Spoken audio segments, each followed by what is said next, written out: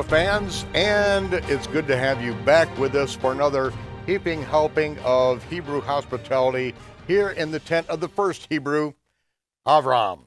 We are in the chronological Gospels during the time period between Sukkot and coming up on the Feast of Hanukkah. And this is where everything begins to make a big shift in the ministry of Yeshua. And I look at this time as the time that the aggressive take the kingdom by force. In Matthew chapter 11, verse 12, Yeshua says, from the days of John the Baptist, Yohanan ben Zachariah the Immerser, until now, the kingdom of heaven suffers violence, and the aggressive take it by force. We're going to see Yeshua aggressively engage with the religious leaders, and because this is a time that not only are they going after him, but he turns around and begins to go after them on their own battleground. And this is a time that's really very difficult to understand chronologically what's going on because of how the translators have chosen to translate some of these things. And when we get into Luke, when Yeshua is on his way up to the Feast of Sukkot, in Luke 9:51, it says that it came to pass that when the time was come that he should be received up, as it says in King James, he steadfastly set his face to go to Jerusalem. So many of the translations have him ascending up. Even Stern's, a complete Jewish Bible, says the time came for him to ascend up into heaven. The NIV talks about him ascending up into heaven. And when you put that in there, you completely destroy any possibility of understanding anything that's going on.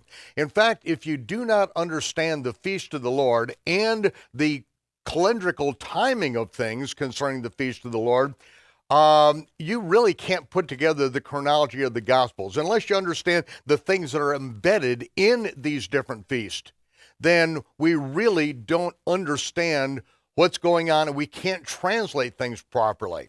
And when it comes to the time of Hanukkah, Hanukkah is so important on the calendar, and it has been basically expunged from the collective memory of the whole Christian world, because it was in 1885, just 20 years after the Civil War ended, that the American and British Bible Societies took the book of Maccabees out of the original 1611 King James Version of the Bible.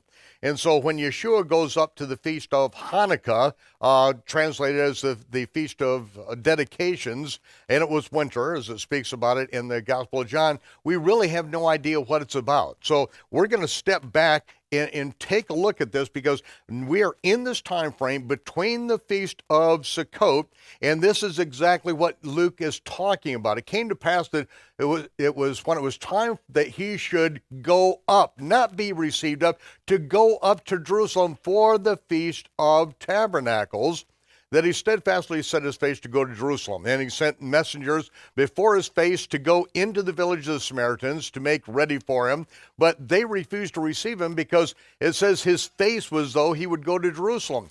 Yeah, his face was though, because he is not going to keep the Feast of Tabernacles with them. He was just with them 4 months earlier, and they acknowledged that he was the Messiah, the Savior of the world, but now he's coming back through on his way up to Jerusalem for the feast. Their 10th Torah commandment reads, thou shalt worship in Mount Gerizim. He is not going by their altered Torah text. He is going to take a stand on exactly what we were told to do at Mount Sinai, and that we are to go up 3 times a year to the place where Yehovah puts his name, and that is not Mount Gerizim. But the Samaritans, who are Gentiles, who were brought in by Shalmaneser, brought out of the Assyrian Empire and settled into this area, they brought in the worship of their own gods. They brought in their own worship and religious system, and they took on a little bit of the Torah. They didn't read anything other than the Torah, but they also altered it 267 places, and Yeshua is not going to stay with them and have tabernacles on Mount Gerizim. And when they saw this, they refused to even receive him, refused to sell James and John anything they needed for the trip. James and John got back. They were so absolutely livid. They said, Lord, let's call fire down from heaven and consume them. And Yeshua said, come on, boys, you don't know what spirit you're of. Come on, follow me. And so what transpires on his way up to Jerusalem for the Feast of Sukkot, that he goes to other villages of the Samaritans right there in the local area, because this is all the Shomron, it's all Samaria, and he goes to another one of the villages, and the people there said, we'll follow you, but. Each one has an excuse. I need to take care of my elderly father until he dies. Okay. I need, one last feast here on with my family on top of Mount Gerizim, and then I'll follow you. One more trip around the pagan calendar, and I'll follow you. And so this is what Yeshua is getting as he goes up to the feast. I'll follow you wherever you go, but, so now Yeshua goes up to the Feast of Tabernacles. And this is where we pick it up in Luke 10, and we did this a little bit last month. I'm just going to touch on it here. Luke chapter 10 and in verse 1, and it says, after these things, the Lord appointed other 70 also, and sent them 2 by 2 before his face into every city and place where he would come. And he said to them, the harvest is truly great, the laborers are few. Pray that the Lord of the harvest will send laborers forth into the harvest.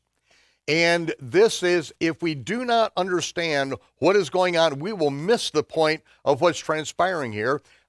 Again, because of the sacrifice of 70 bulls that are done during the Feast of Tabernacles, which represents the provision for the nations. So at the end of the feast, and we read about this in the Gospel of John, remember, it tells us about, that great day of the feast, which is Hoshana Rabbah, the 8th day, Shemini Atzeret, that is when Yeshua prophesied about the latter rain outpouring. See, in John, it's much easier to see that this is the Feast of Tabernacles, but Luke covers this very specific right here. It's at the end of the feast. John covers the feast. Luke covers at the end of the feast. He now sends out 70. And it's a provision for the nations. He sends them out 2 by 2 in all of the villages all over the land of Israel that he is going to be going to. And so he's going to go from the 23rd day of the 7th month all the way until the 24th day of the 9th month, the day before Hanukkah. And as he said, he's sending them out as lambs among wolves. And they understand that they are going to be in the heat of battle when they get out there, and nothing is detailed during this period of time because everyone is busy. But now we pick it up, and this is page 163 in your chronological Gospels. It is the incident 134, and this is when the 70 return to Jerusalem for Hanukkah. And Yeshua aggressively goes up under threat. We have to remember that this whole thing started back at the Feast of Shavuot, Pentecost, in the spring. When Yeshua goes up to Jerusalem, he finds out that John the Baptist is in prison at that point. He is there on Friday. On the next day, on Shabbat, the 7th Sabbath of the count of the Omer, he heals a man who was lame for 38 years and tells him to pick up his bedroll and walk with it, thereby violating the law of the Eruv, which is a law invented by the Pharisees that prohibits you from carrying anything on the Sabbath unless the day before the Sabbath you had made provisions and set out things along the way. Of course, a man who can't walk cannot do that the day before, and so they know this man has broken the law of the Eruv. Yeshua has done it, and the next day on Shavuot, they're making plans how to kill Yeshua. Ladies and gentlemen, this is very important. You have to understand, this is Rabbinic Judaism. It has been in place for 300 years in the land of Israel. These are the religious leaders. Everyone is following their rules and regulations. Yeshua comes on the scene and says, no one adds, No one subtracts. This is what Moses said. Do what Moses said to do. Do not follow the Takanot and Ma'asim of the Pharisees. They say they follow Moses. They don't do what Moses said to do. He is in their face right then, and they're making plans on how to kill him. He goes back up to the Feast of Tabernacles. Remember, John chapter 7, he sends his family on ahead. You can go up anytime you want. They just love you up there. I can't go up there. They want to kill me up there. He gets up there, and they are, in fact, making plans to kill him while he's there. And he is able to get out of that particular situation. Now, here's the Feast of Hanukkah. Nowhere in the Torah is anyone required to go to the Feast of Hanukkah. There's no such thing. This is something we're going to read about later that the Jews put in place after they overthrew the Greeks. With the power of Almighty Yehovah, and in his name, they conquered the greatest standing army on the planet, and they dedicated this time and said, we are going to dedicate this to the Feast of Dedication. It'll be Hanukkah every year at this time. And what does Yeshua do? He sends out the 70 at the end of the Feast of Sukkot and then brings them back together at Jerusalem for the Feast of Dedication. This is the touch point. This is where they're all going to get together. So here we are on the 24th day of the 9th month. It's Friday this particular year, December 12th of 27 of the Common Era. And we begin reading in Luke chapter 10, verse 17. The 70 returned. And again, we have to know where they left from in order to know where they're returning to. They are returning to Jerusalem from whence they were sent at the end of Sukkot. These are the 70. They came back to Jerusalem to report with Yeshua. They're all together and they are absolutely ecstatic. With joy, they come together and they said, Master, even the demons are subject to us through your name. Yeshua said, I saw Hasatan come down out of the heavens like lightning when you interfered with the subjects. And that's, it's not like he was cast down or thrown down or fell down. No, it's like they are messing with his kingdom. That these people who are possessed with demons, that he's worked a lifetime on these people. Everything, the abuse that it takes as a child, drugs, all these things that we see in our current culture, it takes Satan a while to get a hold of someone to where he can override their freedom of will. And so by the time someone is possessed by demons, their freedom of will has been stripped from them. They have been so abused they cannot stand on their own feet. They have been stripped of any understanding of the scriptures and walking by the power of God. And so these disciples are out there and they are delivering these people. And Satan is, Yeshua said, I saw Hasatan come down out of the heavens like lightning when you started messing with him. I gave you the authority to tread on serpents and scorpions and authority over all the power of the enemy. Nothing shall by any means hurt you. Notwithstanding, he said, don't rejoice in that the spirits are subject to you, but rejoice because your names are written in heaven. That's the big thing, that you have a place in the world to come. That is the big thing. What you get to do in this world and in this life, we are not in control of that. Even these men weren't in control of that because they were doing it in the authority of Yeshua. They had authority upon this earth because of him. But everyone has a different job on the earth. Everyone has a different place, and we rejoice because if we are in his will, doing his will, it doesn't matter what it is that we get to do in this life for him. It's important that we do serve him and that our names are written in heaven, and along with our names being written in the book of life, there's another book, and those are the things that we do in this life. And the dead one day will be judged out of those books. Anyone whose name isn't written in the book of life, they're going to be cast into the lake of fire. But those whose name is in the book of life, the other book that was written, which is what they have done in this life, that is where the eternal rewards are. And then in verse 21, in that hour, it's talking about at that time, when Yeshua is hearing this, the people are coming back, and he says, I thank you for hiding these things concerning the kingdom from the wise and prudent, really from the wise and the arrogant. Those are wise in their own eyes, and you've revealed them to babes because it seemed good in your sight. O Father, all things have been given to me by my Father, yet no man knows who the Son is but the Father, and no one really knows the Father but the Son, and those to whom the Son will reveal him. This is one of Yeshua's most profound statements. No one really knows the Father except the Son, and those to whom the Son will reveal him. You can study the Torah your entire life, as these men did, these Pharisees. And then you can add your own thing and make up your own religion, and you really will never know the Father. The Son knows the Father, and if we will follow him, then he will reveal the Father to us. It was Yeshua who said to his disciples in their training that you'll only get as much truth as you'll obey. At the point you no longer obey the truth, even the truth that you now have will be taken away from you.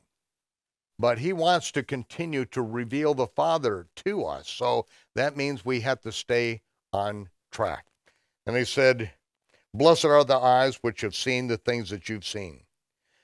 I tell you, many prophets and kings have desired to see the things that you've seen and have not seen them. They've desired to hear the things that you have heard and have not heard them. This is Yeshua in his joy, thanking the Father that he has opened the eyes of these people. It is a time of great celebration, and that's what Hanukkah is all about, a time of great celebration. But it is there that a Torah scholar decides to challenge Yeshua. And when we read this parable, this is the parable of the Good Samaritan. And this happens in Jerusalem when they get back. They were there. This is going to be on Friday, just before it begins on Shabbat, because this particular year, Hanukkah begins on a high Sabbath. And we're going to see what transpires, because this is a moment in time that stops the clock, basically, because of what transpires the next day that proves that Yeshua is the Messiah. But it says a certain Torah scholar stood up and tested him. Now, whenever you see the word certain in your King James Version of the Bible, just about invariably it is the Greek word tis, which is an enclitic, which is not really, it shouldn't even be translated. It's just, there was a Torah scholar, is good. There was some Torah scholar, you could say it there was some Torah scholar. So it's not like it's pointing out like we think of certain as in certain or absolute rights, pointing at this definite situation. No, it's an enclitic. It's just a general statement that's being made. Sometimes it's used as in there was a certain rich man, there was a certain poor man, and it is a parable that he's speaking, and it's not that there was a certain absolute, it's just speaking, and sometimes it's just used in a parable. But there was a Torah scholar who stood up and tested him. So when you read those words, you understand that he's going after him. He's trying to cut to Yeshua to find out what's going on. But here's the deal. John 3 said that Yeshua didn't need anyone to testify what was in men because he already understood what's going on. He sees right to the heart, and he knows that this guy is he's going to attempt to be a pain in the tuchus here. He said, Master, what should I do to inherit eternal life? Yeshua said, what's written in the Torah? How do you read it? So he's turning it right back on him. What's written in the Torah? How do you read it? Like, okay, what's written is one thing. How a Pharisee reads it, how they interpret it, can be completely another thing. And he said, you shall love Yehovah, your Elohim, with all your heart, with all your soul, with all your strength, and with all your mind, and your neighbor as yourself. Yeshua said, you've answered that correctly. Do this, and you'll live for eternity. But the Torah scholar, trying to justify himself, said to Yeshua, So who is my neighbor? So he is attempting to justify his way of being and what he is doing, because there's something going on where he's really not loving his neighbor as himself. And so Yeshua speaks this particular parable, and it is a certain man went down from Jerusalem, went down to Jericho, fell among thieves, stripped him of his garment, beat him up, and leaving him half dead. By chance, there happened to be a priest, a Cohen, that came down by that way, and when he saw him, he averted his eyes, crossed over the other side. A little later, he said a Levite came and looked at him, but again, passed over on the other side. But a Samaritan, some Samaritan was on his journey, and when he came upon the man, he saw him and had compassion. He bound up his wounds, he put him on his own animal, carried him to an inn, and took care of him. And paid the innkeeper, said, when I come back, you know me, whatever it takes, you take care of him. And so then Yeshua said, which of these do you think was neighbor to him that fell among the thieves? And he said, he that showed mercy on him. And when Yeshua says this, go and do likewise, he is hitting right home on Phariseeism. Show mercy. Show mercy. Instead of judging people because they are not at your level, instead of calling the people Am Haaretz, the people of the land, these morons, these idiots who don't follow our laws, no, show mercy. He is saying you are completely missing the point. To love your neighbor as yourself, would you want to be judged like that? Would you want people to come down on you? This is what Nehemiah refers to as the Torah police. He sees it, coming from rabbinic Judaism, his father being a rabbi, being in that world, being raised as a Pharisee. He looks at the messianic world and sees, man, what a bunch of Torah police. These people are merciless. They judge each other. They condemn each other. They are like the meanest people on the planet. The Gentiles who come to the Torah are supposed to provoke the Jews to jealousy. Sometimes they're warning us like, man, stand back. These guys are really critical. They're mean because they've taken on this Pharisaic spirit, so to speak, and have made up their own rules, and they want to judge everyone by rules that they weren't even keeping a year before. But this is, I wanted to bring this up because there's so many things that we can talk about, but this is the only incident that is recorded during this period of time from when the 70 leave, the 70 come back, the next day is Hanukkah. That is the only situation that we have in the teaching that is going with this. So let's take a flashback here for just a minute, back to Sukkot. From Sukkot to Hanukkah. Yeshua leaves Jerusalem until Hanukkah. And this is John chapter 7, verse 53, until we get to 8:12. And the way that your King James is broken up, it makes it a little bit difficult because of something that's transpired. Now, I use this verse in our series of Power-Filled Abundant Living, saying that they added a chapter right in the middle of a verse. I want you to take a look at this in John 7:52. It says that they answered Nicodemus, the Pharisees did, and he is a Pharisee, member of the Sanhedrin, and because Nicodemus stood up for Yeshua, and he says, does the Torah judge anyone before they've heard him out? And they said to him, are you also from the Galilee? Search, look, for out of Galilee arises no prophet. And every man went to his own house. John 8:1, Yeshua, Jesus, went under the Mount of Olives. It looks like they added a verse right there, a chapter right in the middle of the verse. Every man went to his own house. Jesus went on the Mount of Olives. Well, that's what it looks like, but that's not really what transpired, ladies and gentlemen, because here, every man went to his own house. This is the statement that is made at the end of the feast. Everyone went to their own house. The feast is over. Yeshua commissions the 70. They are sent out at this time. But John 8:1 through 8:11 is the incident, as I will read this. And early in the morning, okay, I'll read it all together. Yeshua went to the Mount of Olives, and early in the morning he came into the temple, and all the people came to him. He sat down and taught them, and the scribes and Pharisees brought in a woman who was taken in adultery. So now, we have this incident concerning the adulterous woman. It's only in the later Greek text, and not even all of them, that they put this story right here after verse 53. All of the early text has it back to verse 30, at the end of verse 36. Which I'll read just the beginning of verse 37. It says, in the last day, that great day of the feast, Yeshua stood and cried, saying, if any man thirst, let him come unto me and drink. That is where I put in the chronological gospels right after verse 36, because that's where it needs to be.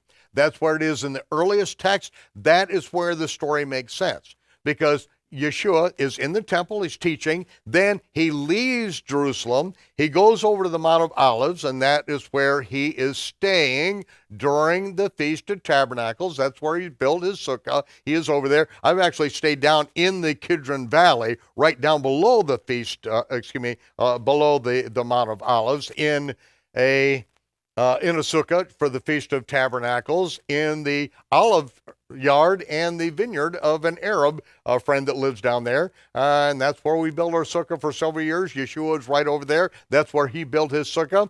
And then he came back to teach during the feast. And remember, during the feast, there are several incidents when they are trying to trap him, they want to arrest him, and to have him killed. And so he gets out of Jerusalem proper, he gets over there, and I'm sure that he went out very quietly to where they're staying to make sure that they were safe and not raided out there by the temple guard and the Pharisees. And so while he's over there, the next day comes back in, and that is when he's confronted with this particular issue. And so then when we go now to John chapter 8, verse 12, we have left Jerusalem. Everyone has left Jerusalem. The last verse, verse 52 of chapter 7. And now the very next incident is John chapter 8, verse 12. Yeshua spoke to them again, saying, I am the light of the world. He that follows me shall not walk in darkness, but shall have the light of life.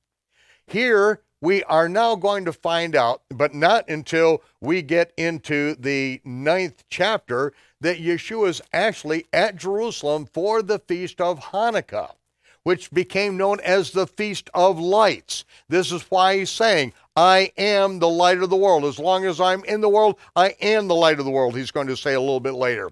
What he does and where he is becomes very obvious. This is where the chapter marking should be. This should be John chapter 8, verse 1, and then John chapter 9, verse 1. This is when Yeshua comes back up at the time of Purim to raise Lazarus from the dead. And when we get to that particular month, we're going to take you right back up there. But this is why it took, literally decades to put the chronology of the Gospels together. And now I get to take you to John 8, verse 13. As he said, I am the light of the world. If you follow me, you'll not walk in darkness, but you'll have the light of life. The Prushim said to him, you bear witness of yourself. Therefore, your witness is not true, the King James Version says. And that's true. They're saying that his witness is not true, but it's not valid. Yeshua answered and said, though I bear witness of myself, because yes, he was saying, what his job was, the Father sent him. He said, yet my witness is true because I know where I came from. I know where I'm going. But you are clueless. You can't tell from whence I came or where I go. You judge after the flesh. And after the flesh, I don't judge anyone. Yet when I do judge, my judgment is true. It's accurate because I'm not alone. I am with the Father that sent me. It is also written in the Torah, and in the King James it says, in your Torah, no, in your law, no. Yeshua would never say that. He would say just as it is. It's written in the Torah. He's not saying it belongs to them. No, it is the Torah, the testimony of the Almighty God. It is written in the Torah that the testimony of two witnesses is valid. I am one that bears witness of myself, and the Father that sent me also bears witness of me. Now, earlier, when he's speaking to Nicodemus, and this is at the first Passover that he goes up to, this is John chapter 3, he said that you have not received our testimony. And what testimonies he's talking about there is a testimony of John the Baptist, Yohanan ben Zechariah, when the Levites and Kohanim, sent by the Pharisee-controlled Sanhedrin, went down to ask him, who are you? Why are you doing this? Are you the Messiah? Are you the prophet? And he said, no, but the one is among us whose sandal I'm not worthy to unloose. And then he gave his testimony when he mikvahed, baptized Yeshua. He came up out of the water and he saw the sign that was given to him by heaven that this was the one who will baptize with the Holy Spirit, because he saw the Spirit in the form of a dove go down and remain on him. Then he heard a voice from heaven. Yeshua said, you didn't receive his testimony. You didn't receive our testimony. Now, John is gone. He's dead. Who are the witnesses now? It's Yeshua that bears witness of himself and the Father that sent him. And so you have the two witnesses. And they said to him, where's your Father? Yeshua said, you don't know me. You don't know my Father. If you'd known me, you would have known the Father also. And then it tells us that these words were spoken in the treasury when he was in the temple. And so it allows us to know where he is. We're going to find out later. It's at the Feast of Dedications or Hanukkah that took place here. Now we go to verse 21. Then Yeshua said again to them, I will go my way, and you will seek me, yet you will die in your sins. Where I go, you cannot come. And the Prushim said, will he kill himself? Because he said, where I go, you can't come. You know, the sarcasm. Oh, we can't come? What are you going to do, kill yourself? Yeshua turned around, you are from below. I am from above. You are of this world. I am not of this world. That's why I said that you're going to die in your sins. If you do not believe that I am the one, you will die in your sins. The one? Yes, the prophet of whom Moses spoke. Then they said unto him, who do you think you are? Yeshua said, the same that I said to you from the beginning. I have so many things to say and judge concerning you. Again, in reference to Deuteronomy 18, that diligent inquiry will be made, and they will be judged according to their compliance with the words of the prophet. I have many things to say and judge concerning you. He that sent me is truth, and I speak to the world those things which I've heard of him. They didn't understand that he spoke to them of the Father, didn't even realize probably that he was even quoting Deuteronomy 18, verses 15 to the end of the chapter. And unfortunately, this is where the entire Christian world is. They don't know that he's quoting this, that he is standing up and saying, I am the prophet, you must shema. If you don't obey what I say, diligent inquiry will be made. You will be judged according to your compliance with my words, because he is the prophet. There is no arguing whether he's the Messiah or not. We don't need to prove that. He is the prophet. You don't listen to him, it's all over with. Then Yeshua said,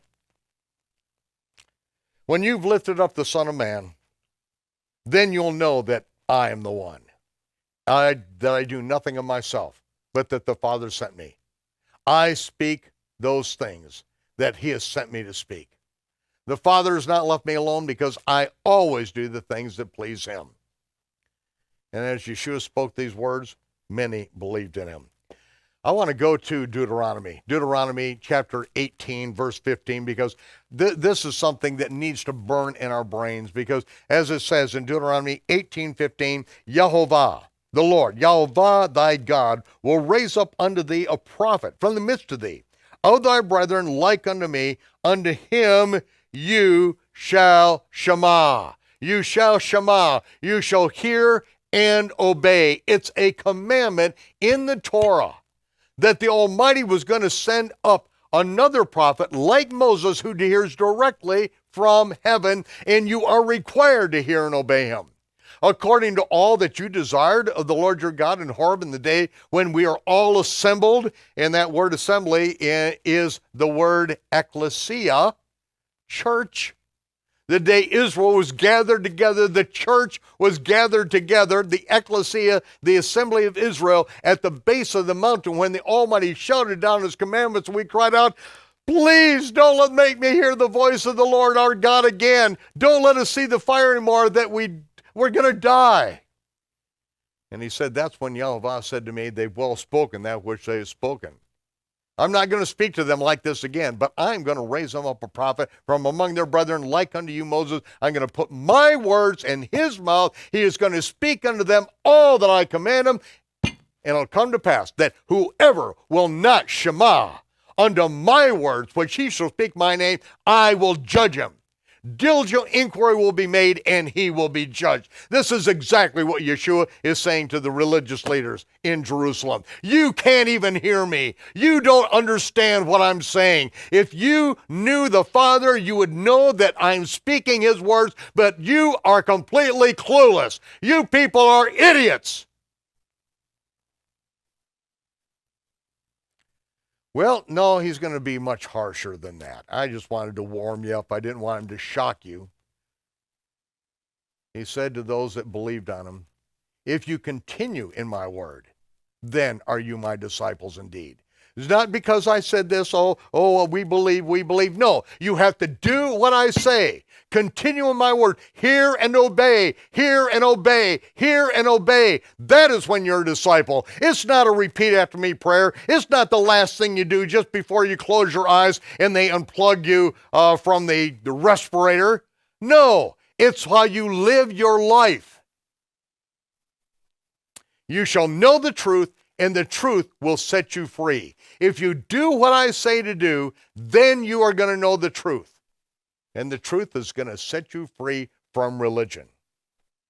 Then some of the Prishim retorted, we are Abraham's seed. We are never in bondage to any man. How can you say you shall be set free? Yeshua said, truth I say to you, whosoever willfully commits sin is a slave of sin. And the slave of sin does not abide in the house, and never will, forever, never. But the Son abides forever. Therefore, if the Son sets you free from sin, you are indeed free to abide in the house. I know that you're Abraham's seed, but you seek to kill me because my word has no place in you. See, Yeshua is admitting they are Abraham's seed. And then he says, I speak that which I've seen with my father, and you do what you've seen with your father. And they said, Abraham is our father. Yeshua said, if you were Abraham's children, you would do the works of Abraham, but you are trying to kill me. This is what you're at. You want to kill me. A man who told you the truth that I've heard from the Father. Abraham didn't do this. You do the deeds of your father. And they said, we are not begotten through fornication, implying that he was. That's what they thought of him, because Miriam and Joseph, apparently to them, got together before the wedding. She comes back from a road trip 3 months pregnant, and he marries her anyway. We are not born through fornication. We have one father, Yehovah. Yeshua said, if Yehovah were your father, you'd love me, because I came from him. I didn't come here because of my own accord. He sent me.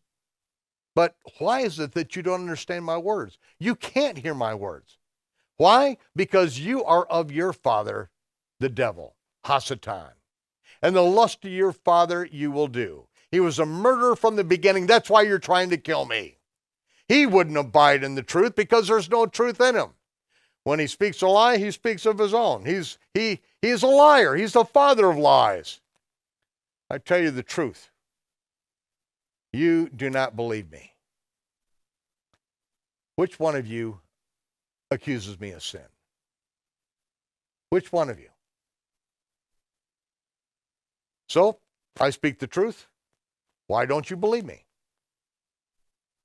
He that is of Yahovah hears Yahovah's words. You cannot hear me because you are not of Yahovah. And they lashed at him. Did we not accurately say that you are a Samaritan? You're a Gentile. You hang out with the Gentiles, and you've got a demon. Yeshua said, I do not have a demon. I honor my Father. You dishonor me.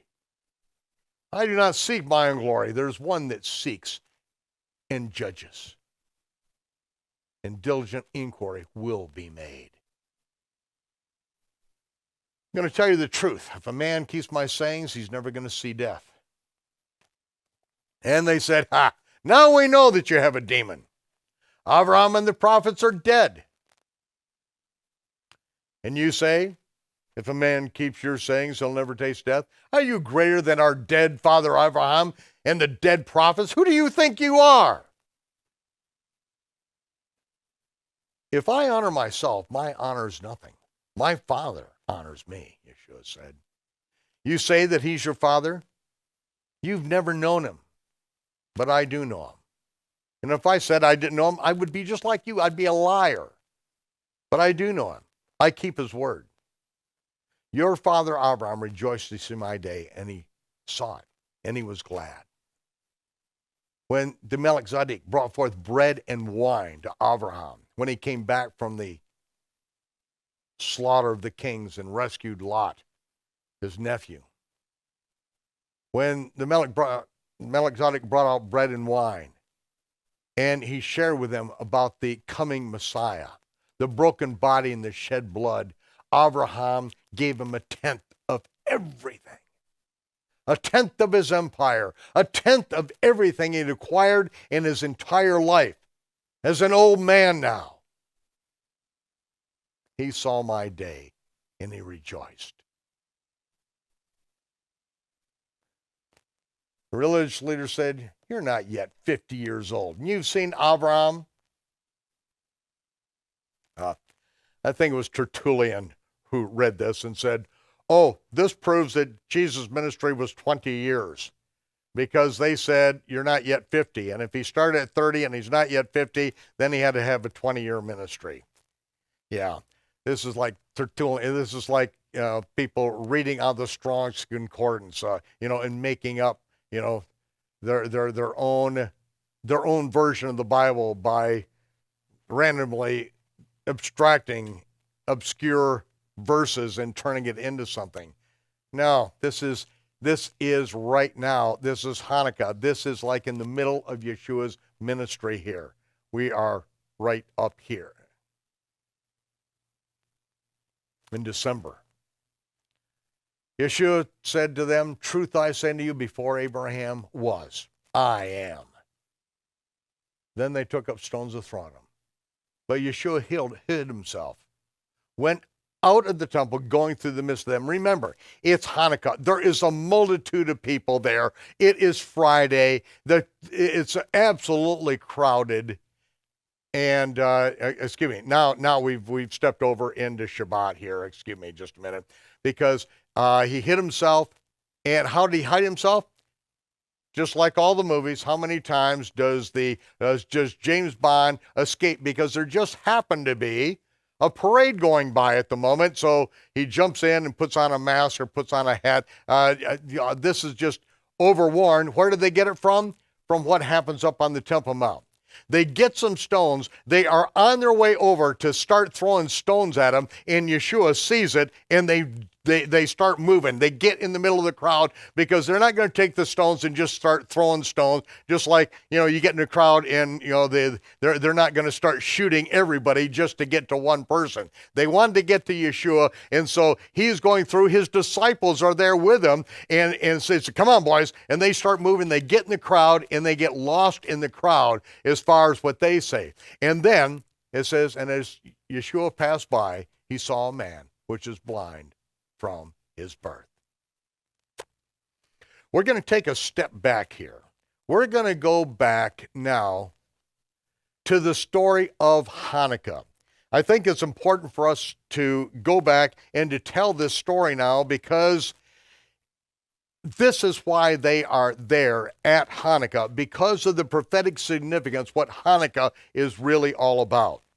And again, this was this story, the books of Maccabees were removed from the original King James Version of the Bible.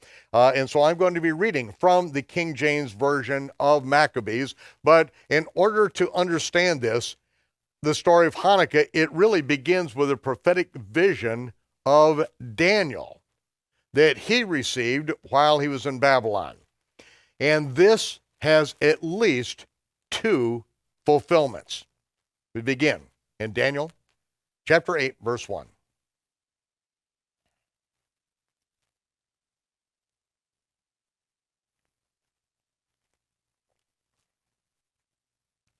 In the third year of the reign of King Belshazzar, a vision appeared to me.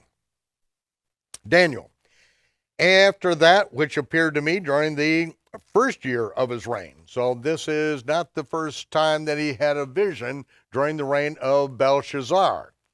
And he said, there stood before the Euphrates River a ram that had two horns. And the two horns were high, but one was higher than the other.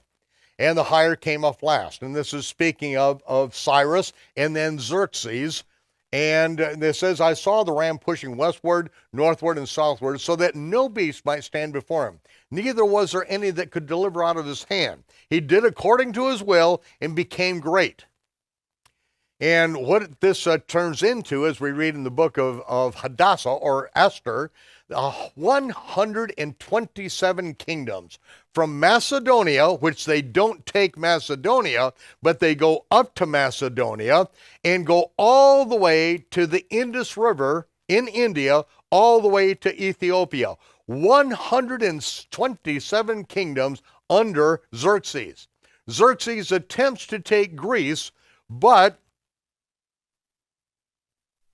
at Thermopylae, at the Hot Gates, that is when the king of the Spartans, with 300 Spartans, turns back and holds back the million-man army of Xerxes until the rest of the Greeks finally get their act together and are able to repel the million-man army. Now, as I was watching, Daniel goes on, I beheld a he-goat that came out of the west, and he didn't even touch the ground. And the goat had a notable horn between his eyes. This is speaking of Alexander, the son of Philip of Macedonia, Alexander the Great. And he came to the ram that had two horns, which had been standing before the river Euphrates, and he ran into him with all of his fury and power. And this is when Alexander the Great was 21 years old. And I saw him come close to the ram, and he was moved with choler against him. He smote the ram, he broke the two horns, and there was no power in the ram to stand before him. But he cast him down to the ground, he stamped upon him. There was none that could deliver the ram out of his hand. Therefore, the he-goat waxed very great. And when he was strong, the great horn was broken, and for it came up four notable ones toward the four winds of heaven: Egypt, Assyria, Turkey, and Greece.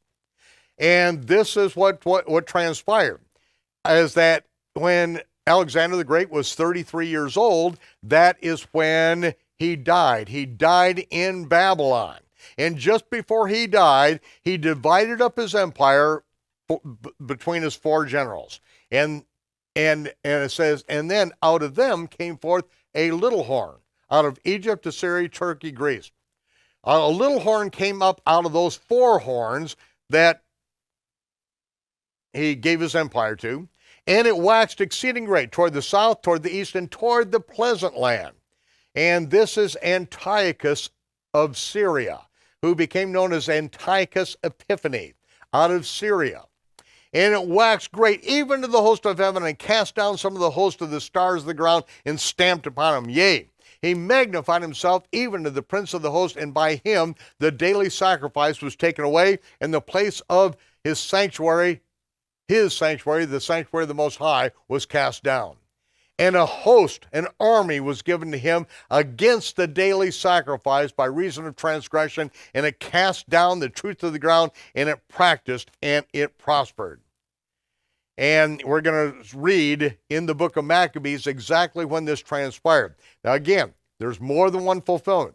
Then I heard one saint speaking and said to the other saint, how long shall be the vision concerning the daily sacrifice and the transgression of desolation, to give both the sanctuary and the host to be trodden underfoot?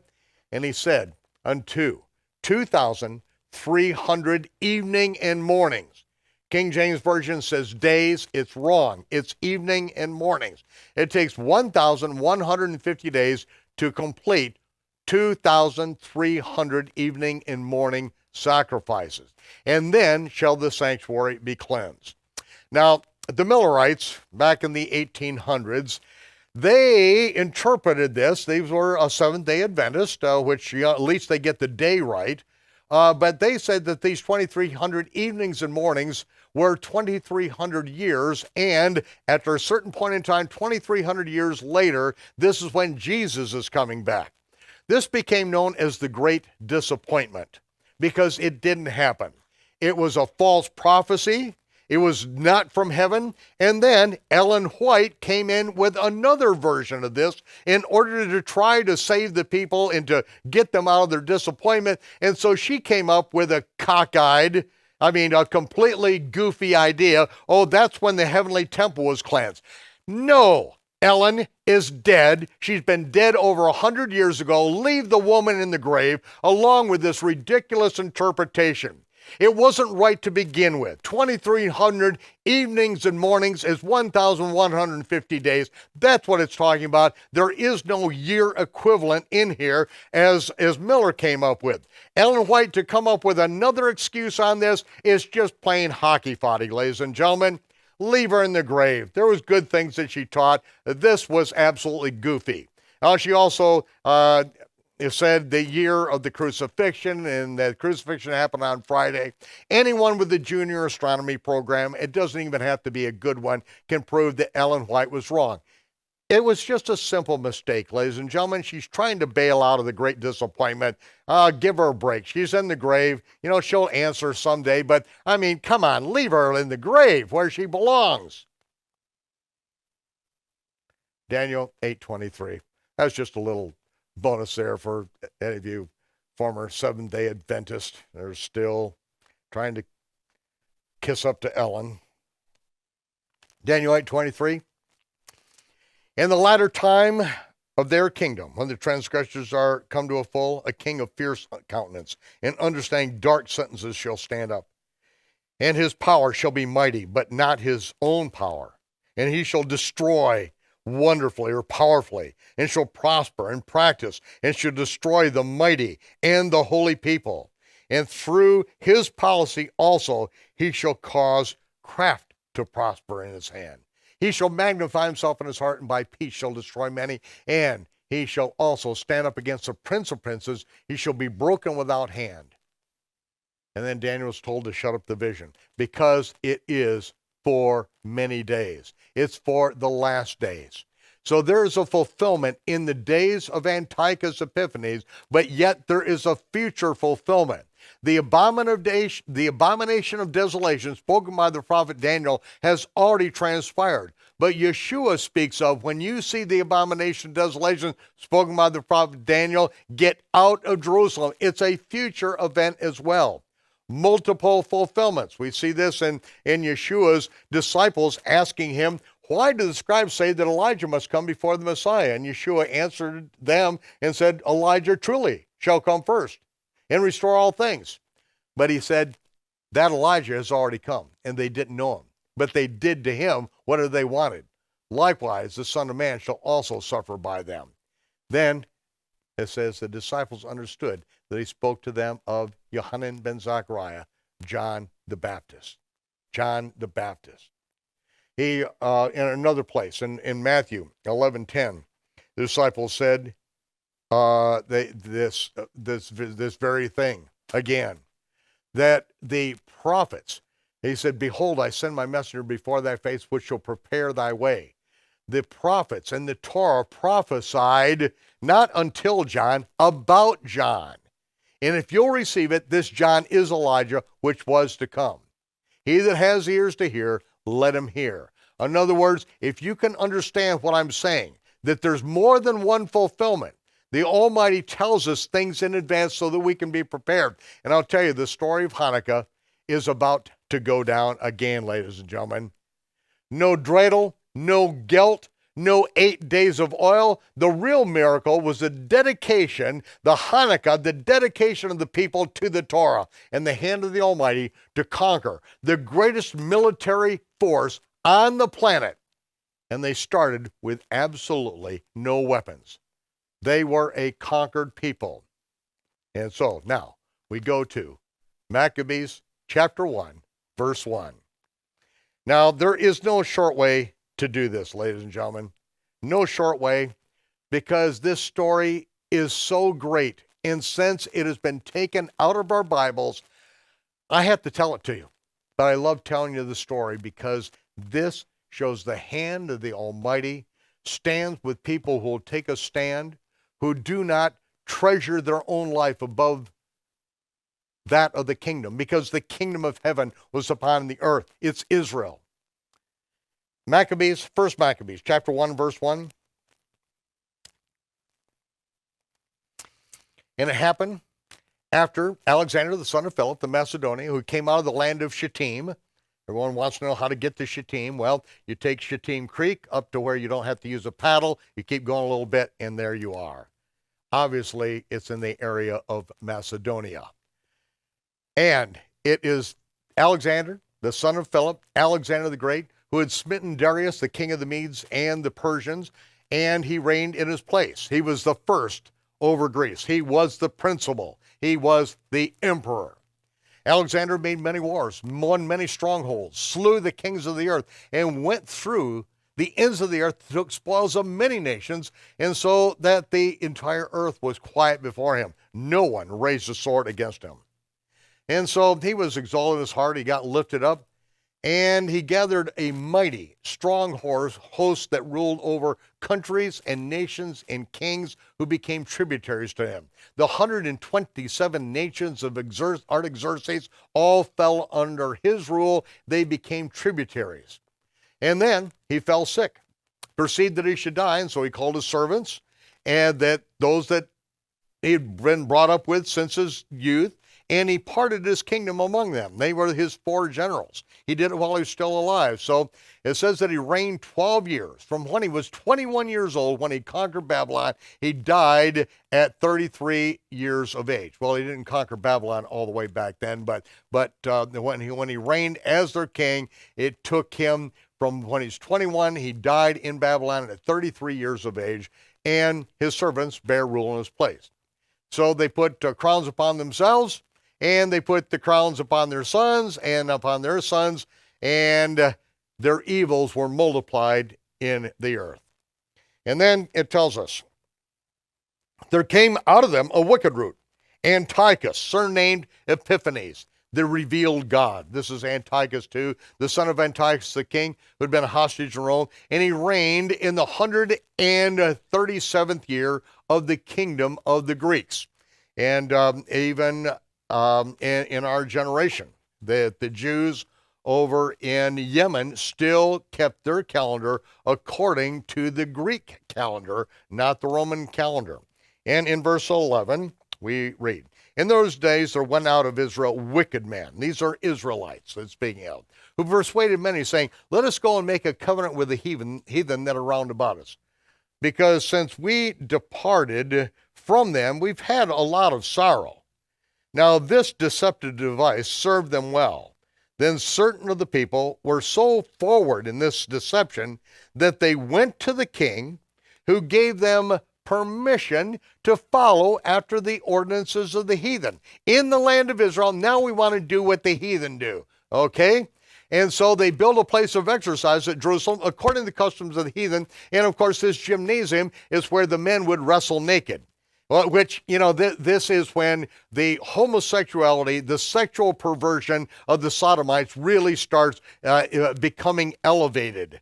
because now the men are wrestling together naked. Yeah, that's what these pagans did. All you have to do is read a little bit of the history of the Greeks and read what's going on with Plato and Aristotle and in the boys and their little boyfriends, the pedophiles and the pedophilia that's going on in Greece, and this is what's going on in Jerusalem. These are Israelites who want this, okay? They want to be like the other nations. They want to legalize same-sex marriage. They want the men and women using, men using little girls' bathrooms and all, like what we have recently done by the great inspiration of our fearless leader in Washington, who came up with this idea in the middle of a night, perhaps in a seance, who knows? But anyway, it says they made themselves uncircumcised. That doesn't mean that they sewed a foreskin back on. It means that anything to do with the covenant, they had nothing to do with. They forsook the Holy Covenant. They joined themselves to the heathen and were sold to do mischief. We call it being bought out.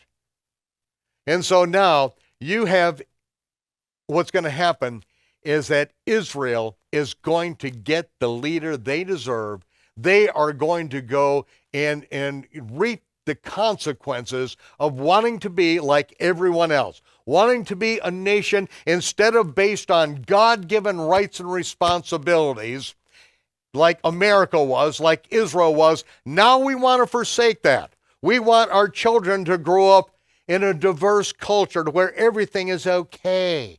And now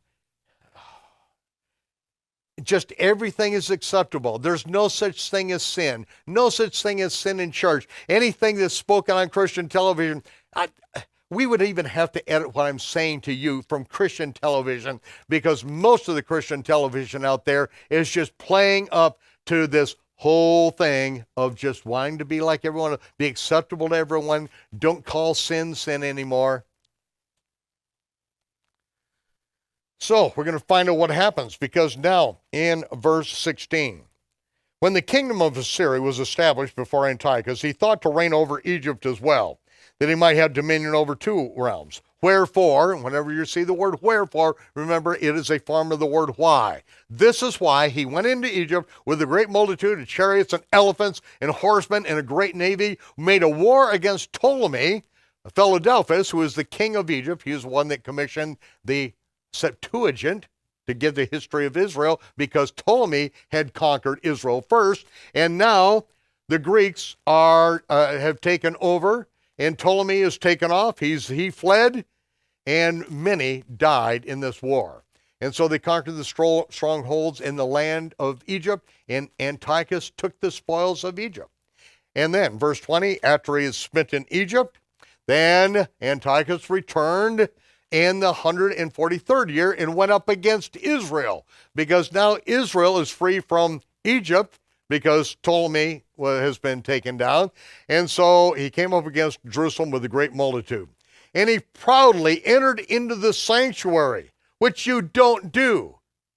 These Gentiles entered into the sanctuary. He took away the golden altar of incense. He took away the menorah and all the vessels that pertain to the temple, in the servicing of the menorah, the shovels, the firepans, the vessels of brass and gold, and the table of showbread, the golden table of showbread, and the pouring vessels, the vials, the censers of gold, and the veil, and the crown, and the golden ornaments that were in front of the temple. He pulled them all off.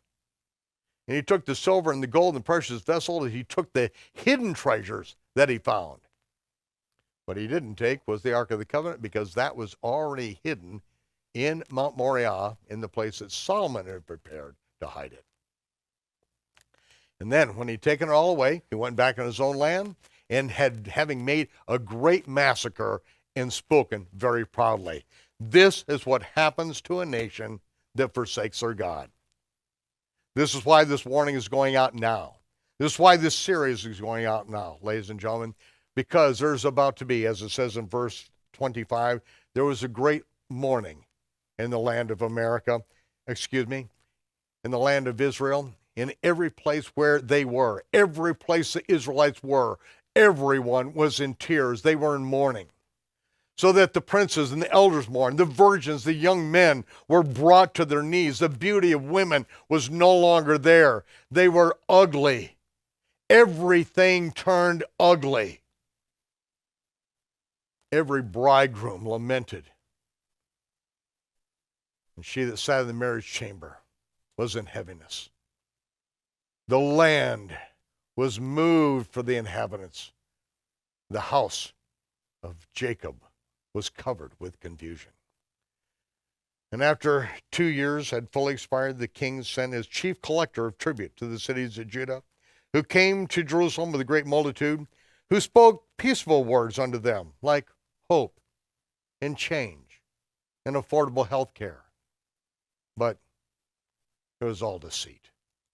For when they had given them credence, thought that, he's really here to help us, he fell suddenly upon the city, smote it very sore, destroyed many of the people of Israel. And when he had taken the spoils of the city again, he set it on fire, pulled down the houses and the walls on every side. He took the women and children captive. He possessed the flocks. Then they the pagans did, reinforced the city of David with a great strong wall with mighty towers and made a stronghold for themselves. And they put in there a sinful nation, wicked people, and they fortified themselves in. They stored it up with armor and food and gathered together all the spoils of Jerusalem. They laid it all up in the city of David, and it became a sore snare. It was a place that they laid in wait against the sanctuary, so that anyone that tried to go up to the sanctuary, they could then take them out. They shed innocent blood on every side of the sanctuary. You tried to go up there, and you're just butchered. They defiled the sanctuary. And so much that in verse 38, the inhabitants of Jerusalem fled, whereupon the city became a habitation of Gentiles and became strange to those who were born in her, and her own children left her. Where did they go? Bethlehem, just 5 miles up the road. David's family, many of them, they left. They went up into the Galilee of the nations, region of the Gentiles, and established their own little village, Netzaret, a village of Netzers, the offspring of King David, sprouting up at a later place, at a distant place in later time. It says that Jerusalem's sanctuary was laid waste. It's like a wilderness. Her feasts were turned into mourning. Her Sabbaths were a reproach and a contempt. As had been her glory, so her dishonor was even more so. Her excellency was turned into mourning. Verse 41. Moreover, King Antiochus wrote to this whole kingdom that everyone should just be one people. It's a new world order. Let's just break down all the barriers. We're all just going to be one. Imagine there's no heaven. It's easy if you try. It's one of the songs that he had his satanic lyricist. No hell below us, above us only sky. Imagine all the people. Oh, just living all as one. Everyone just, in verse 42, leave your own laws. And so all the heathen agreed. Oh, this is a great idea. Oh, we're just all going to be one. One new world order. All peace. Let's break down all the laws of our land. Let's disarm. Let's just all the Americans just lay down your arms and just everyone just hold hands. Change, hope, peace for all the world. Yeah, verse 43, many of the Israelites consented to this new religion, this new world order. They sacrificed to idols. They did the occult practices that we have been reading about and seeing that's been going on with those in the White House. They sacrifice to idols. They profane the Sabbath. These are Israelites that are doing it. Those who say that they're believers, yeah, right. We'll see how much they believe. And then it says, verse 44, the king has sent letters by messengers to Jerusalem, the cities of Judah, that they should follow the strangers' laws in the land. And so the one that Antiochus set up in Israel. It says that he forbid burnt offerings, any temple service, and sacrifices at the temple, any drink offerings, nothing in the temple, and they commanded that they should profane the Sabbaths and the festival days. You know, oh no, if you keep the Sabbath, you're under their law. You don't want to be under their law. You want to be free from the law. You want to profane the Sabbath. Oh, you can keep any day holy, but not the seventh day. No, any day. See, you can select any day, and that's okay, any day, but not the Sabbath. No, any day as long as it's not the Sabbath. You can keep any day holy as long as it's not one of the feasts of the Lord, okay? They established the first version of paganized churchianity. They polluted the sanctuary. They polluted the holy people.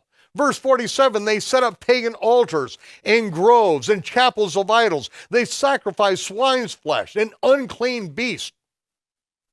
They had pig pickings on Sunday, the day of the sun. And they ate those filthy, unclean beasts. They also commanded, you leave your children uncircumcised. And they did everything to make their souls abominable with every manner of uncleanness and profanation, sexual perversion, pedophilia, to the end that they might forget the Torah and change all the divine ordinances. And he said that whosoever would not do according to the commandment of the king, he will die the death of the deplorable. Verse 51, in the same manner he wrote to his whole kingdom and appointed overseers over the people, commanding the cities of Judah to sacrifice abominations city by city. Then many of the people were gathered to the strangers. They gathered to the strangers. There it is. And they forsook the Torah. They committed evil deeds in the land. They drove the Israelites into secret places. See, Israelites still existed, but those who are no longer keeping the Torah are no longer Israelites. Call them what you want. Heathen, Gentile. But if you don't keep the Torah, you're not an Israelite. They are disgrafted in. They are no longer circumcised in heart or in the flesh. And so the Israelites went into hiding, and they fled wherever they could find a place of peace where they could get something to eat and live. Now, verse 54, the 15th day of the month of Kislev, in the 145th year, the strangers, the Gentiles, set up abominations of desolation upon the altar and built idol altars throughout the cities of Judah on every side. This is the first abomination of desolation, ladies and gentlemen. So we understand what went on then. We are going to understand what's going to transpire in the future. And they burned incense to the pagan deity at the doors of their houses and in the streets. They tore in pieces the books of the Torah that they found. This is what the Gentiles did. They burned them with fire. We are not going to keep these things. We are going to chisel the 10 Commandments off every building, every courthouse, every public place in our country. We are going to break it in pieces. Any place that any remnant of the Torah can be found, we are going to destroy it. And whosoever was found with any of the books of the Testament, or if any were committed to the Torah, the king's commandment was, put him to death. Thus did they, by their authority unto the Israelites, every month, as many as were found in the cities. You want to live in the cities? You better have the mark of the beast. Because if you're found to be holding to the Torah, they're going to find you. They're going to search you out. They're going to put you a former Walmart. And we're going to kill you. Going to line you up. Verse 59. Now, here it comes, ladies and gentlemen. This is what you're waiting for. Now, the 25th day of the month, they did sacrifice upon the idol altar, which was upon the altar of God. This is not only the 25th day of the 9th month, it is the 25th day of the month of December, the 12th pagan month. It is Child Mass Day. It is the pagan sun god worship day. They had put an altar, a statue of Zeus, on the altar. They then sacrificed a pig on that altar on Zeus's birthday, December 25th. And at that time, according to the commandment, they put to death women that had caused their children to be circumcised. Any women that caused their children to be circumcised, they killed them and they hanged their infants around their necks. On what day? On Child Mass. Mass means sacrifice. This is the day of the Child Mass. Ladies and gentlemen, you're going to find out that Child Mass, Christmas, and Hanukkah are the same festival. One is a demon-inspired satanic festival, and one is deliverance from pagan sun god worship. So they hanged their little babies around their necks, and they hung them off the wall of Jerusalem on Child Mass, Christmas Day. They rifled their houses. Instead of delivering presents, they took all of them away. They slew the mohels that circumcised them.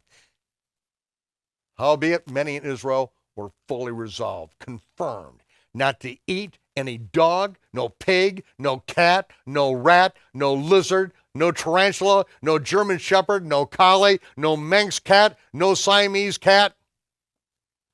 They said we'd rather die than to be defiled with this filthy garbage. The Almighty says, do not eat. This is an abomination to Yahovah. Do not make yourself abominable by eating these things. Be holy as I am holy. But yet, they've got a new religion. Their new religion is pagan sun god worship. And anyone who keeps the Torah, we're going to tell them they're under a curse. And then we're going to kill them. And then verse 64, there was very great wrath of the heathen upon Israel. Now we come to the great part. In those days arose Matthias, the son of John, the son of Shimon, a priest of the sons of Jehoiarib. So we have his order. He was from Jerusalem, but he lived in Modain.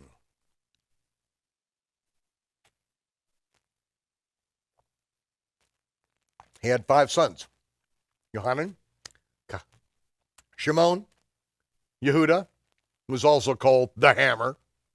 Oh yeah, hammer time's coming. Eleazar and Jonathan. And when Matthias, the priest, saw the blasphemies that were committed in Judah and Jerusalem, he said, woe is me. Why was I born? Why was I born to see this misery, my people, and to see the holy city and to dwell there, and now it's been delivered into the hands of the heathen and the sanctuary into the hands of the Gentiles? Why was I even born? The temple is like a man without any glory. Her vessels carried away into captivity. Her infants are being slain in the streets. Her young men are being cut down with the sword of the enemy. What nation has not had a part in this kingdom and taken the spoils?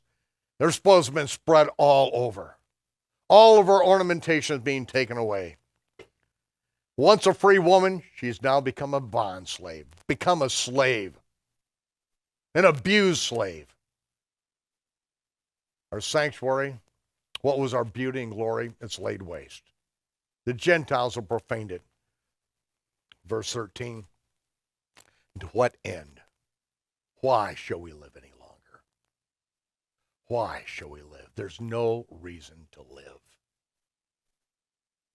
Matthias and all of his sons, all the priests, ripped their priestly garments, all their beautiful clothes. They put on sackcloth and mourned and mourned and mourned. Verse 15, In the meanwhile, the king's officers, such as caused the people of Israel to revolt against the city, he came to Modi'in to make them sacrifice. And when many of Israel came, Matthias and his sons also came. Then the king's officers said to Matthias, "You are a great ruler here, and an honorable and a great man in this city. You have been strengthened with sons and all your brethren. So come, you be the first. Fulfill the king's commandment, like all the heathen have done. Yes, and all the men of Judah also. Everyone that's remained at Jerusalem, they've done the same thing. Come and do sacrifice, and you and your house will be numbered among the king's friends. You will be called the friend of Antiochus. Your children will be honored with silver and gold and so many rewards." Then Matthias answered and spoke up with a loud voice, "Though all the nations that are under the king's dominion may obey him, and they may fall away from the religion of their fathers that they made up, and give consent and obey the king's commandments, yet I and my sons and my brothers, we're going to walk in the covenant of our fathers.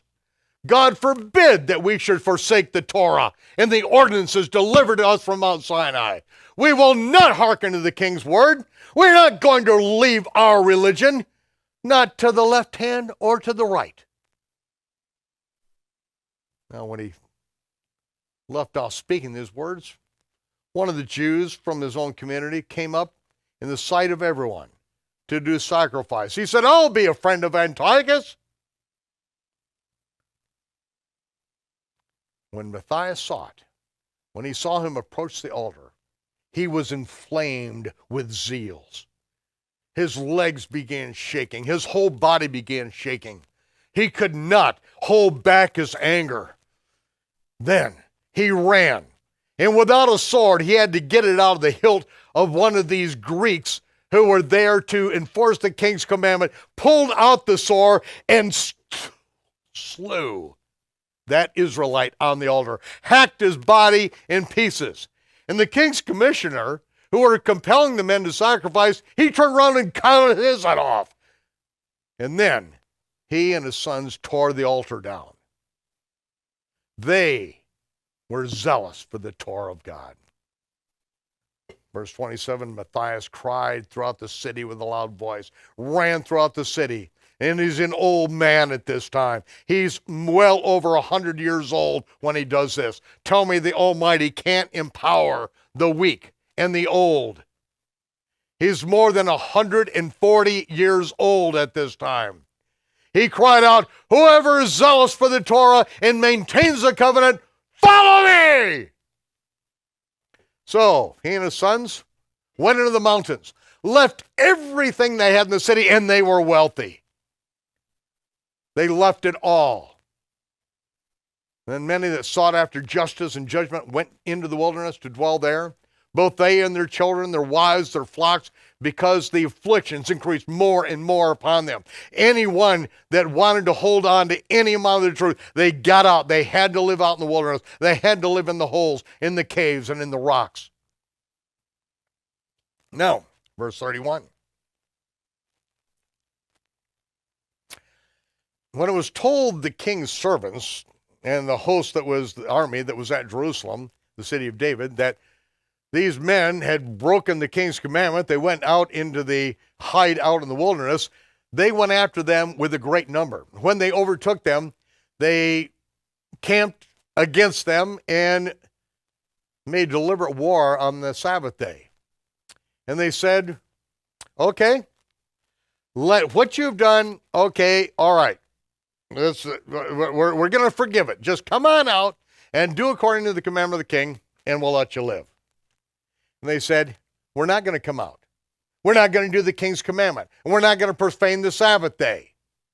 So they gave them the battle with all speed. Howbeit, they didn't answer them.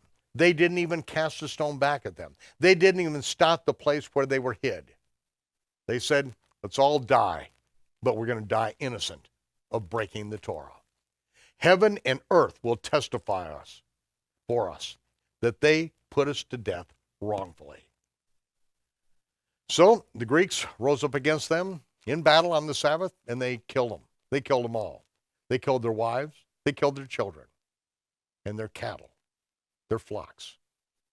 They killed 1,000 people, and they didn't even throw a stone back at them. Verse 39, Matthias and his friends understood. They mourned for them right sore, and one of them said to another, if we all do as our brethren have just done, and we don't fight for our lives and the Torah against the heathen, they're going to kill us all. And so it was at that time that they decreed, whoever comes to make battle with us on the Sabbath day, we're going to fight him, so that we don't all die as our brethren were murdered in these secret places. Then there came unto him a company of Syrians. They were mighty men of Israel. They were all voluntarily devoted to the Torah. And all that fled because of the persecution joined themselves to them, and they were a stay to them. And so they joined their forces, and they smote sinful men. These are former Israelites who are no longer Israelites. Now they're heathen. They smote them in their anger. These wicked men they killed in their wrath. But the rest fled to their other heathen for protection. So Matthias went after the Israelites first that were no longer Israelites, that were just had their own religion, just part of the New World Order, and that's it. This is civil war, ladies and gentlemen. Civil war. These are their cousins, their brothers, their sisters, their parents. If they wanted to step away and no longer keep the Torah, and they wanted to support the New World Order, then it was over with. It's done. It's finished. They killed them. What children were found in the coast of Israel that were circumcised? They circumcised them valiantly. They said, give me that child. And they grabbed a knife, and cut out their foreskin, and said, if you're an Israelite, you're going to be circumcised. That's the way it is. You like it? You don't like it? I don't care. This is an Israelite, and we are going to raise him up according to the commandments. You don't like it? Then, okay, we'll kill you. These guys were valiant. They also pursued after the proud men, and the work prospered in their hand. So they recovered the scroll of the Torah out of the hands of the Gentiles and out of the hand of kings. They didn't allow those sinners to triumph. Now, verse 49, it's going to get hot. When the time drew near that Matthias should die, he said to his sons, now pride and rebuke has gotten strength. And the time of destruction, the time of indignation. We're getting strong in our revolt. Now, my sons, be zealous for the Torah. Give your lives for the covenant of your fathers. He's telling his sons to die in the service of the true God. Maintain Israel as a nation, or die doing so. Now, I want you to call remembrance the acts your fathers did, so that you will receive great honor and a name that will last forever. Wasn't Abraham found faithful in his temptations and his trials? And it was imputed to him for righteousness. And Joseph, in the time of his distress, he kept the commandments, and he was made Lord of Egypt. Phinehas, our father, being zealous and fervent, obtained the covenant of an everlasting priesthood. Says in verse 55, Jesus, for fulfilling the word, was made a judge in Israel. Of course, it's Joshua, Joshua, and Caleb, for bearing witness before the congregation, making a good confession. Yes, take the land. We can do it. He received the inheritance of the land. David, being merciful, possessed the throne of an everlasting kingdom. He didn't put his hand upon God's anointed, even though he could have killed Saul. He didn't, and what did he get? an everlasting kingdom that from his offspring will reign forever. Elijah was zealous, fervent for the Torah. Because of that, he was taken up into heaven. Hananiah, Azariah, Mishael, by believing they were saved out of the flame. Daniel, because of his innocence, and Stan was delivered from the mouth of lions. So consider all this throughout all the ages, that none that put their trust in him are going to be overcome. Do not fear the words of a sinful man. His glory is going to be like dung and worms. Today he's going to be lifted up. Tomorrow he's not going to be found, because he'll be returned as dust, and his thought will come to nothing. This is why, my sons, this is why you're to be valiant, to show yourselves men in behalf of the Torah, for by it you shall obtain glory. Behold, I know that your brother Shimon is a man of counsel. Listen to him. He's going to be a father to you. And Judah, the hammer, he has been, from his youth, he has been a mighty man and strong. He's going to be your captain, and he's going to fight the battle of the people. Take unto you all that observe the Torah, and avenge the wrong of your people. Recompense fully the heathen. Take heed to the commandments of the Torah. And that's how he ended. Listen, take heed, Shema, Shema, hear and obey the commandments. Yeshua's very message. So he blessed them and was gathered to his father. Matthias died in the 146th year, and his sons buried him in the sepulchre of his father at Modaim. And all Israel made great lamentation for him. This begins the story of Hanukkah. This begins to tell us what is going on in Israel and what transpired, so that if it weren't for them, there would have been no temple. They are going to overcome. And because of that, Yeshua can come into the temple and do the cleanup work that the Pharisees had authorized the money changers and the sellers of animals to be up on the Temple Mount. There would have been no temple for him to cleanse had it not been for these who took a stand for the Torah, who refused to go the way of the Greeks and their religion and adapt pagan sun god worship and to make themselves abominable. Ladies and gentlemen, this is a time that we rededicate ourselves to the one true God. This is the time that we listen to Yeshua, we decide to follow him, because if we do what he says to do, then are we his disciples. And we shall know the truth, and the truth will set us free. The Feast of Hanukkah begins in December and goes into January. Next month we'll be back for the rest of the story and what Yeshua does at the Feast of Hanukkah that turns everything around. Because now he's taking the fight right to the religious leaders of his day. He is zealous for the Torah. I'd like to close in prayer. Yivarechecha Yehovah v'yishmerecha. Ya'ir Yehovah panav elecha v'chunecha. Yisa Yehovah panav elecha v'yisem lecha shalom. B'shem Yeshua HaMashiach Sar Shalom. Yehovah bless you and keep you. Yehovah make his face to shine upon you and be gracious unto you. Yehovah lift up his countenance upon you and give you his peace.